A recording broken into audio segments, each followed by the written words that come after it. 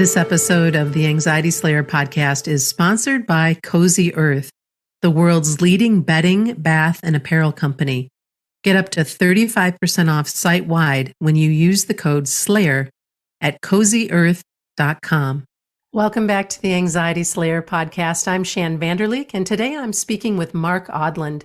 As a therapist, artist, educator, and poet, Mark explores the dynamic intersection between healing and creativity. His book, EMDR Inspired Art and Poetry, a meditation on hope and healing for troubled times, features a collection of his original artwork and poetry created as a means of processing his own experiences of trauma and healing. The book also includes reflections on the EMDR therapy process and how it can be used in combination with creative expression to promote healing and personal growth. Welcome to Anxiety Slayer, Mark. Well, I'm so happy to be here, Shann. Thank you for having me. Let's begin our conversation with a quick introduction to EMDR and how it differs from other forms of therapy. Yeah, I'd be happy to. EMDR stands for eye movement desensitization and reprocessing, and it's a research-validated approach for treating PTSD and a whole host of other mental health issues. And what makes EMDR different is the EM in EMDR stands for eye movement. And so it's an approach to therapy where the therapist guides the client through this 8-phase process. And it's a little different than talk therapy in the sense that rather than just kind of talking about the trauma and receiving validation or encouragement from the therapist, or even a little different from cognitive behavioral therapy, with EMDR, it involves pulling up the memory and then the therapist kind of shining the spotlight on the memory. And then as the person is holding the memory in their mind with the image and the emotions and maybe the negative belief that's attached to that memory, then the therapist literally scoots up their chair and moves their arm back and forth fairly fast, and the client is asked to move their eyes and track with the moving target with the therapist's hand. They do that for about 30 seconds or so, and that's one set. And during that time, the client is simply free associating. They're allowing their mind to drift wherever it naturally goes. And for whatever reason, it taps into the brain's ability to naturally heal itself. And so what seems to happen is it takes these memories that are kind of stuck in time, kind of frozen in the past, and it pulls them into the present, and then they're desensitized. There's something about pulling it into the working memory that desensitizes the memory and opens up the brain to be more receptive to truthful, adaptive healing information. And so after a set is done, the therapist will have the client take a deep breath and ask them what they're noticing. And although sometimes it gets more intense initially, and they're starting to re-experience a little bit of the original pain from that traumatic memory, what happens is, because they're in the kind of the safety of that room, in a trusting relationship with their therapist, and they're forced to do this task that forces them into the present, it kind of keeps them grounded. And it helps the brain to kind of update the information to know that they're in the present, that the stuff is in the past. What happens is, as time goes on with more and more sets of EMDR, the intensity starts to fade. New helpful information starts to kind of lock in. And when it's all done, you check back on the original memory. And when you ask the client what they're noticing now, a memory that might have been like 7 or 8 out of 10 on how distressing it was, now feels a lot calmer. And the truth about who they really are, whether that truth being I'm safe now, or it wasn't my fault, whatever that positive truth is, it's almost like the truth is getting from the head to the heart. And it's finally sinking into those wounded places in a deeper way. And I tell clients that's actually how we know that EMDR works, is we really test it that way. And we know that a memory's healed when you can think about the worst part of it and feel completely calm in your body and be able to tell yourself the truth about yourself in that memory and actually have it feel completely true at a gut level. And they should be able to test that a week, a month, or a year later, and it should stick. That healing should be lasting. And we just work chronologically from the earliest memories through the past, then into the present triggers, and then into that desired future that they hope that they can have, feeling strong and confident and knowing the truth about themselves. And so that's, I guess, in a nutshell, what EMDR therapy is. It totally transformed my practice. I use it with most of my clients. I've also received it for myself because I just believe in it so much. Oh, it's such a helpful and supportive and healing service. How did you first become interested in EMDR therapy, art, and poetry? Yeah, well, I didn't know that I was going to be in mental health back in college. I actually was an art and a religion double major. Okay. Yep. So I was an artist focused on printmaking and drawing and painting, and I've always loved art. I've always had kind of a side passion for writing and poetry, and the two always kind of went hand in hand for me, that creative expression. And it was always very therapeutic for me. Whenever big things in my life happened, I would sit down and create a piece of art, or I'd write a poem, and it seemed to somehow distill my experience. And then in some ways, although it was for me, my hope would always be that someone else would connect with it too, and that it would be moving for them in some way. So that was kind of my introduction to the art. And then when I went to grad school to become a licensed marriage and family therapist, my creative mind is always kind of scanning for ways to pull my other passions for art and writing into the therapy process. How have you seen creative expression, like your poetry and art, complement EMDR in the healing process? It's interesting because as a therapist and as an EMDR consultant and someone who creates courses for other EMDR therapists, I actually got a course approved with the EMDR International Association that explicitly pulls in the use of artwork as a way for the client to process, instead of just using the eye movements. Mm-hmm. So instead of actually looking at the therapist's hand moving back and forth rapidly, they'll hold a beautiful piece of artwork in their hands and have the client's eyes move back and forth across the page in kind of an intuitive, organic way. And with EMDR, I should say that it's not just eye movements, it's any bilateral stimulation. So a lot of therapists use these buzzers that the clients hold in their hands, and it buzzes left to right, back and forth. So you can pull creativity into the EMDR sessions themselves, which can be powerful. For me, part of what kind of inspired the book was just kind of my own journey of healing, being an EMDR therapist, doing tons of trauma work with clients. I was starting to feel myself getting burned out. Yeah. And so just as some people find journaling really powerful as a way to process through emotions and thoughts, I think creating the art and the poetry for this book was a way for me to process through some of the things that I'd gone through personally, but also, I think, if I'm honest, the vicarious trauma that I started to absorb from the work I did with clients. And so, yeah, I think that creativity can be really, really helpful for all of us. I mean, even simple things like, a while back, I published some books titled the EMDR coloring books, and they're super simple. They're not fancy, but they're basically just positive affirmations paired with images for people to color. And back to that idea that meditating on things that are true and things that are positive, and pairing it with some kind of creative expression or movement, it seems to be really grounding. And so whether it's EMDR therapy, or talking about something hard with a friend while you go for a walk, or journaling or doing art, I think pairing an outside expression, pairing it with movement, pairing it with creativity, anything that's grounding, I think, is so important to work through trauma. Because if we're just kind of sitting alone in a corner with our heads spinning, it can be easy to go down that rabbit hole and get lost in the negative thoughts and emotions. Right. And I think creativity can kind of pull us out of that.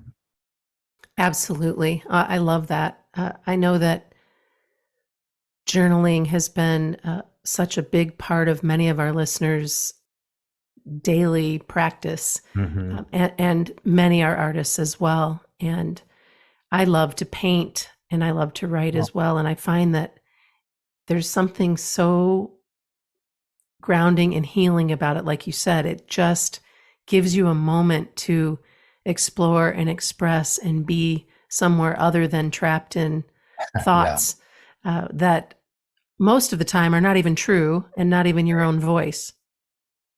right. Hmm. Yeah, that's exactly right. I think the other part that I'm reminded of, Shann, when you say that too, is one of the things I like best as an EMDR therapist is something they call the cognitive interweave. And I love that term interweave because Mm-hmm. it's this idea that because the brain is wired to heal itself if the roadblocks are removed, a lot of times EMDR just moves along pretty well without the therapist intervening a lot. But sometimes things get stuck, processing gets stuck, and then the therapist has this opportunity to use a little creativity by posing a thought-provoking question, by reminding the client of something that's important. And it just kind of nudges them a little closer to that truth that they're not latching onto. And then when the next set happens of eye movements or of bilateral stimulation, then it's like their brain can kind of latch onto that truth and then run with it. And then it sinks in deeper and you see that calm kind of come over their body. This episode of Anxiety Slayer is sponsored by Cozy Earth, the world's leading bedding, bath, and apparel company. Named one of Oprah's favorite things in 2018, Cozy Earth's best-selling bamboo sheet set is temperature regulating and incredibly soft, and I'm here for it. I've been trying Cozy Earth bamboo sheets for the last couple of weeks, and they quickly have become my favorite sheets of all time. They are so soft. Cozy Earth's bedding collection offers a variety of luxury pillows, sheets, blankets, and more. Luxury bedding essentials, and they're all backed with a lengthy warranty.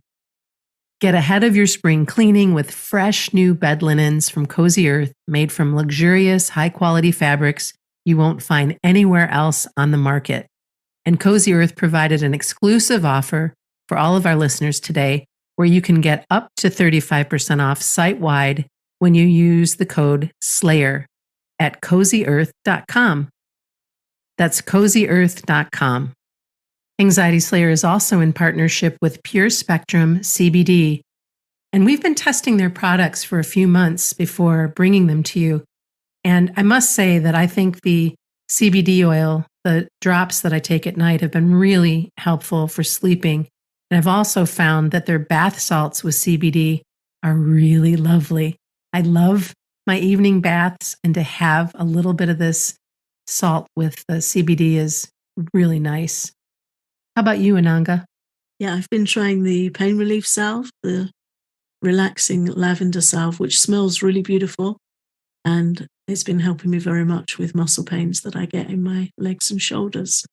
Really grateful to try that. I'm using it every day, twice a day, and very happy with it. And I've also tried the bath salts. They were lovely, very relaxing. Yeah, that's so nice. Pure Spectrum is committed to cultivating and crafting the highest quality hemp-derived products. This commitment means no shortcuts when it comes to their farming, processing, formulating, and testing. The Pure Spectrum family farms implement sustainable growing practices, superior genetics, and ethical processing to produce a product that we can stand behind.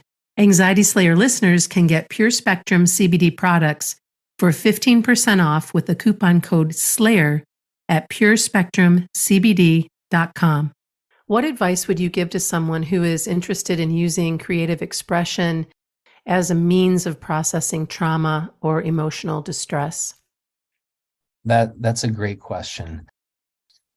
I think the first thing that comes to mind is I remember studying this in art class that one of our textbooks was titled Art and Fear. And it was an interesting book because a lot of people, for whatever reason, sometimes this goes back to their own trauma, they don't see themselves as artists.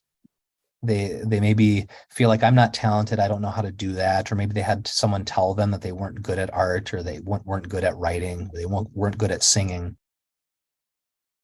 And so I would just encourage people to try to set that aside and let go of that kind of all or nothing thinking, or that kind of perfectionist tendency, and to just know that it's not about perfection, it's about process. It's about embracing our imperfection and just kind of moving through something and learning something about ourselves, and knowing that like anything, we can become more confident with time. And so I would just say that if someone, for example, had a hard day, or they've got a lot of thoughts spinning in their mind, a lot of anxious thoughts or a lot of negative thinking, to be able to sit down and take out the markers or the crayons or the watercolors, or I'll take out their journal, and to be able to just, without having it to be just right, that they just go for it. They just start to paint, just start to write, and to try to be in the moment. And so I think that would be my biggest encouragement, is to let go of ideas about whether or not someone's qualified to be creative, and to think about it more as we're wired to be creative. It's part of being human, and no one's judging us. Those voices are coming from somewhere else. Oh, that's true. I think about how many times I've heard somebody say, well, I'm not an artist, or I'm not creative, or how can you be so creative? Or just coming from that place of really believing that they're not. And then watching, I was part of a painting class, and watching so many in that class really judge themselves harshly in the beginning. And then we had such a wonderful teacher just kind of help us drop those barriers and just dig in. That was one of the things I loved about it the most. Is I tend to really want things to be as close to perfect as possible. I often joke about being a recovering perfectionist, but in the painting process, Mark, I would just play. Oh, yeah. And realize that, oh my gosh, this is perfect just the way that it is. Like I can change it. I can add more paint. I can start a new canvas, but I can just play. Yes. Oh, that's so right. I think a lot when you say that, Shann. It reminds me of my wife Rachel, who was a teacher for many years, and now she's a certified wellness coach, and she incorporates some creativity with her clients too. And she reminded me of this study she came across on motivation, where with a bunch of elementary kids are doing artwork, and if someone goes around and says, "Oh, that's really good," or "Oh, you could work on this," even a judgment of it's good ended up being demotivating over time for these kids who are just kind of doing it for the pure love of that creative expression. And just like you said, just having fun with it, and kind of permission to let go a little bit. Yeah. It's such a gift to just whatever the medium is that you choose, whether it be writing or whether it be, I love poetry. And so I have great respect for you as a poet, and I have poetry books all around, and sometimes I play with that as well. And there's something about the creative process that just really negates that part of me that wants to judge. I can't tell you that I really understand that, but I'm here for it. Well, I hear that. I love that, Shann. It makes me curious about, I went to an EMDR training once, and they talked about these emotions that tend to be hardwired into us from birth, and that all these kind of emotions that we come into the world with are either designed to connect us or protect us. So like the idea of these connecting emotions are like joy and excitement and curiosity and playfulness. They kind of move us towards something. And those emotions like fear and anxiety, and they kind of help us retreat or get safe, right? And so I think about that. Maybe I wonder out loud with you if there's something about that creativity and that curiosity that kind of moves us forward in a way that maybe somehow allows us to feel safer, because maybe there's the stage must be set well enough where you kind of have to have the luxury of being safe enough to be able to do something creative, Right. to be playful a little bit. That's a great question to explore, for sure. Well, yeah, and the thing is get yourself prepared, whatever it is you choose to do, carve out some time Yeah, and without any expectations. right. And then come back to it. I love just stream of consciousness journaling. That has been really Yeah. helpful, a good way to start the day. And I used to be more protective about that and be like, and kind Mm, of, I don't know how to really explain that other than, and what if somebody were to read this? And now I'm yeah. like, I don't care. You want to read this? Good luck understanding what is going on in this mind, Uh, because because I'm just yeah. putting it all on the page, and there's something so cathartic about putting it on the page, crafting the poem or playing with paint or whatever it is that you like to create. It allows you to really transport yourself to a different place where I think it's a better representation of who you really are versus all of the Mm, pain and all of the constriction and all of the anxiety that you might be wrestling with. yeah, that's wonderfully put.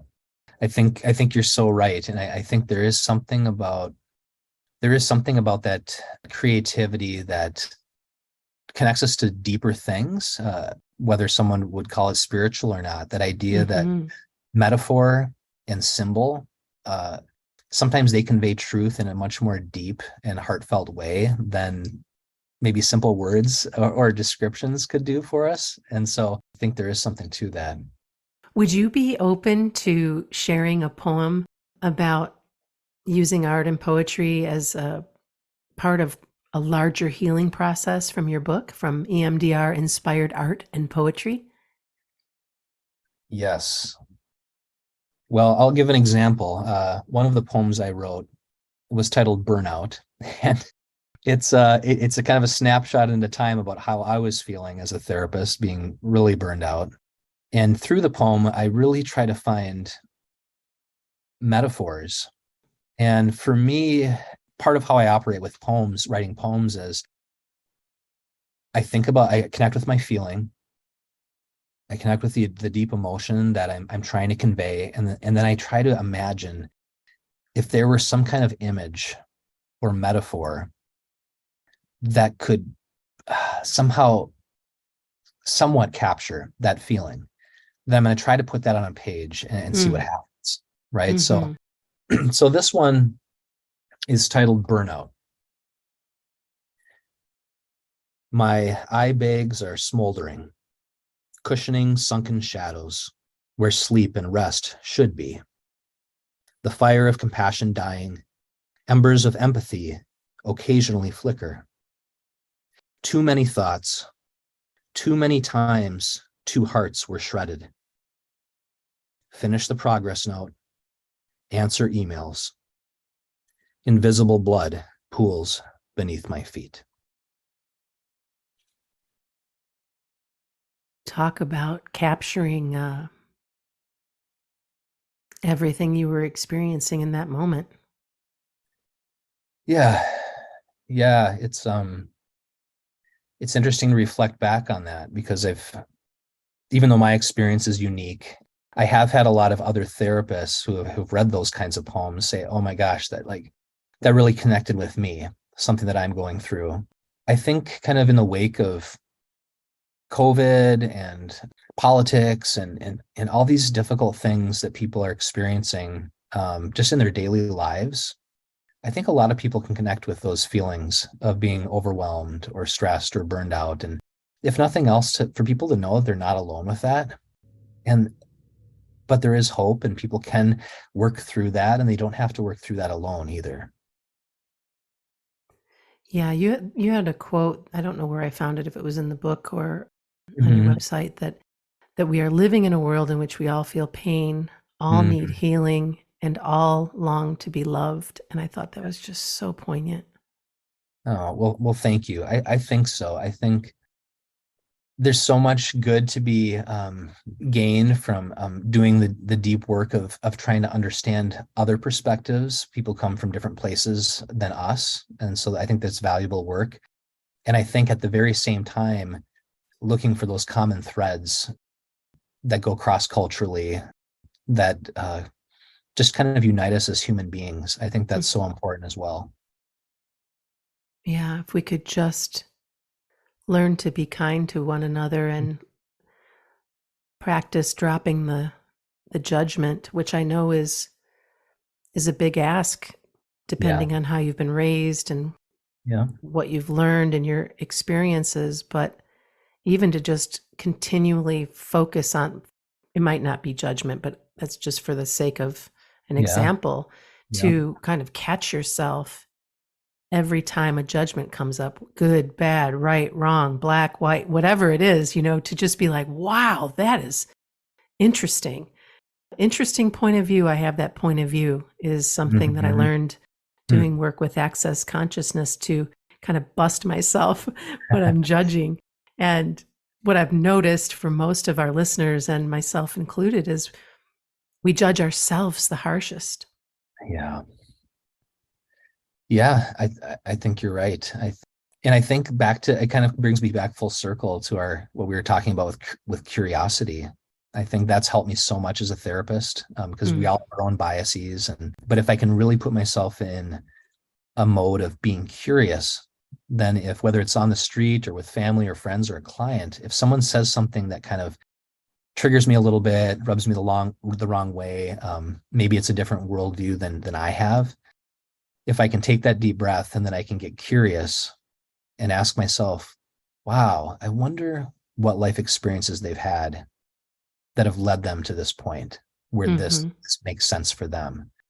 And to even be able to ask that of people, I think it makes it easier for empathy. I just ask myself that question too. If I were born into the same house with the same DNA and the same set of life experiences, what would make me think that I would see things different than they would? Right. So yeah, I think so. A lot of it comes down to compassion and grace and forgiveness. Realizing, like you said with the quote, we're all hurting, we're all wounded, we all need love, and we can play a role in that. We sure can. And there is a pathway from guilt and shame to grace. There is. Yes, there is. I'd love it if you would share one more poem. I'd love to. All right, this poem is titled "Knowing," and it's kind of a very taps into some primal things, I think, for humans, because it kind of takes on this, talking about metaphors. It takes on this metaphor of the therapist being like a bird of prey. And that seems like a kind of a violent metaphor, but it actually, in a way, for me, it taps into that curiosity, that the trauma and the insecurities and the negative beliefs that my clients hold is separate from who they are as a person, that they aren't their trauma, that they aren't their insecurities, that they're so much more than that. And so together, the therapist and the client with curiosity become the hunter, and we become like this hunter who's hunting for the trauma and hunting for the lies, so that they can be captured and put in their place, and so that we can more clearly see ourselves for who we are. And so, yeah, this poem is titled "Knowing."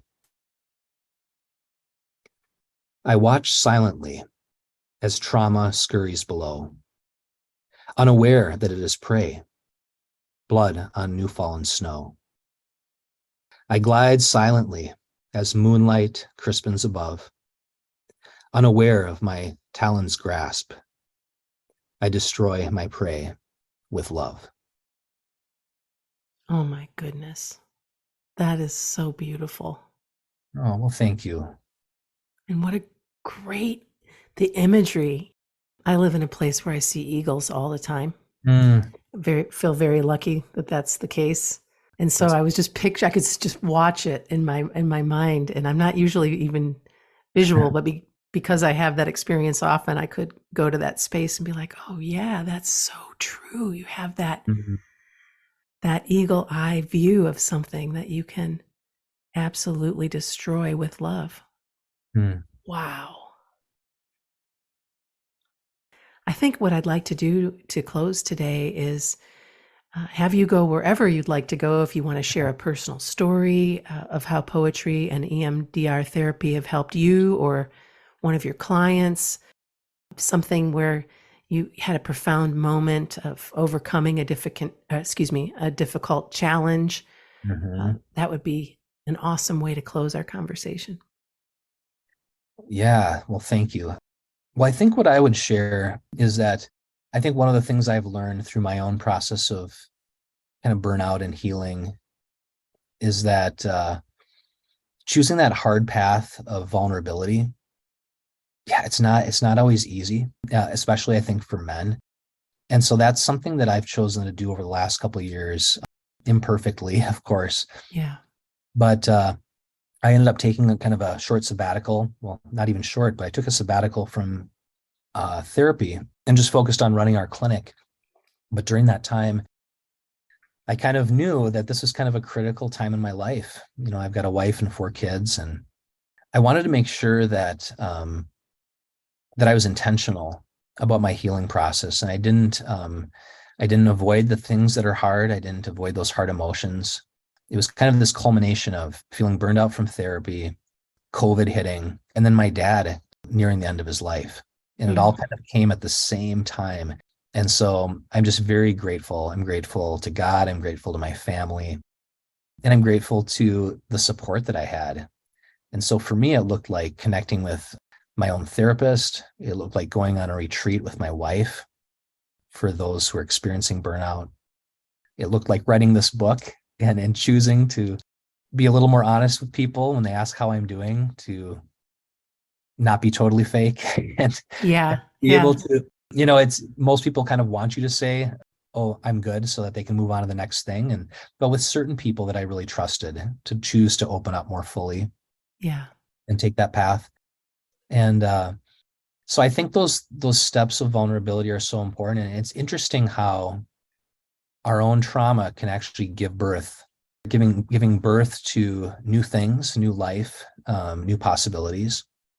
And one of the things that was inspired out of that experience for me is now I kind of have this unique desire to help other people, especially other men who are business owners and in helping professions, who are feeling burned out, and Yeah. maybe the toll has been taken on them, and now they really need to kind of reclaim their hearts and reclaim their relationships and find a way to get back to what matters. They might look successful on the outside, but internally they just really need support. And Yeah. so that's kind of a new passion for me, with my counseling practice, that I feel really excited about. And in my opinion, sorely needed. Men Yeah. have been raised for years and years to believe that they're supposed to suck it up Yeah. and not feel their feelings, and boys don't cry, and all that kind of stuff that I really, really think that your service is sorely needed. And I'm grateful that you offer it, Mm. because men deserve to dig in and do the healing and let some of the stuff go, because you're not all responsible for everything. You don't have to carry everything. Well, that's so right. And as cliche as it sounds, I mean, it truly is an act of strength and courage to face the deep things. Sure. And to I know be so, vulnerable. Yeah. oh, exactly. I mean, I know so many men who can endure 80-hour work weeks and endure physical pain and little sleep, and they can be very, very tough in a very particular kind of way.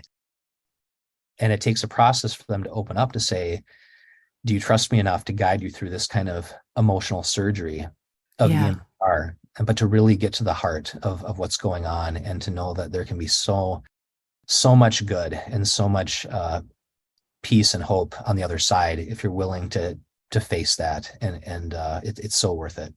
And so worth it for men and women alike. That's for sure. Oh, just back to being human. Yeah, Yeah. exactly. Right. Right. We all need it. Well, Mark, thank you so much for your time today and for sharing your poetry and more about your practice and your own experience. I really appreciate your time and learned a lot and really enjoyed our conversation. Well, I enjoyed it as well, Shann. I'm so grateful to talk with you today, and thank you for the amazing work you're doing. That was Mark Odland. You can get a copy of EMDR Inspired Art and Poetry and learn more about Mark's services at bilateralinnovations.com.